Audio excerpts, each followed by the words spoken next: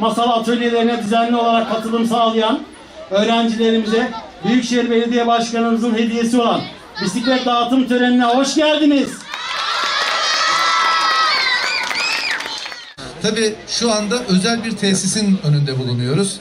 Gaziantep'te demin Murat Bey'in bahsettiği gibi 3 tane çocuk kütüphanesiyle bu hayata geçti.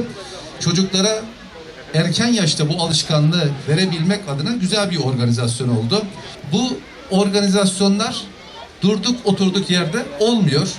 Bu konuda da siyaseten bize destek veren tüm paydaşlarımıza, mahalledeki muhtarlarımıza, temsilcilerimize, vatandaşlarımıza teşekkür ediyorum. Bu etkinlikle birlikte tüm burada ödül alan çocuklarımızı yürekten kutluyorum. Hepinizi saygıyla selamlıyorum. Gözlerinde büyük bir ışık var, kalplerinde büyük bir heyecan var. Siz ne hissediyorsanız biz de aynısını hissediyoruz. Rıdvan Başkanımın söylediği gibi kendinizi bir alkışlayın. Kendinizi bir alkışlayın. Biz Gaziantep Büyükşehir olarak merkez belediye başkanlarımız, bütün belediye başkanlarımızla birlikte önce bebeğimiz doğuyor. Daha doğmadan önce annelerimize Gaziantep süt veriyoruz. Bebeklerimiz güzel beslensin diye.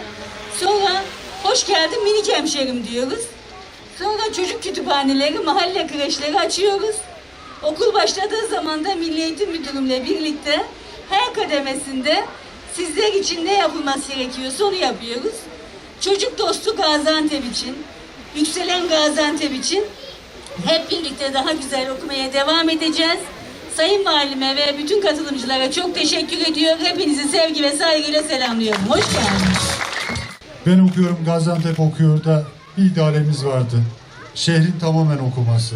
Sadece öğrencilerin değil, öğretmenlerimizin, velilerimizin, Gaziantep'teki 2 milyon hemşerimizin okumasını arzuluyorduk. Çok şükür okuma oranlarının yükseldiğini görüyoruz. Bunu ödüllendiren Büyükşehir Belediye'miz başta olmak üzere ilçe belediyelerimizin bu anlamda katkıları çok büyük. Ben Sayın Bakanımız başta olmak üzere bütün ekibine, bugün bizi yalnız bırakmayan başkanlarımıza, müdürlerimize, her birinize ayrı ayrı teşekkür ediyor. Bisikletlerimizin de hayırlı olmasını diliyorum.